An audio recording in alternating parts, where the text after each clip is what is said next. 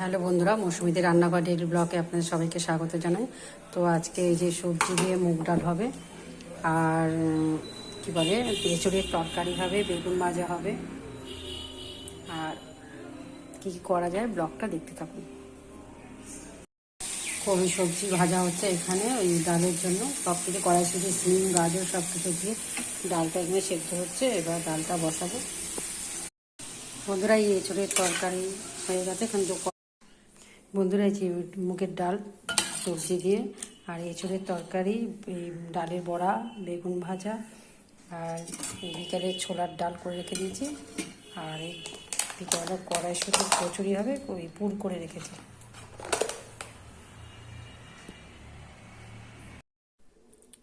কড়াইশুঁটি কচুরি আর ছোলার ডাল রেডি। আপনারা করে খেয়ে দেখবেন কেমন লাগে। লাইক সাবস্ক্রাইব করবেন, আর সুস্থ থাকবেন, সাবধানে থাকবেন। আমাকে একটু লাইক সাবস্ক্রাইব করবে, তাতে আমি অনেক দূর পর্যন্ত যেতে পারি।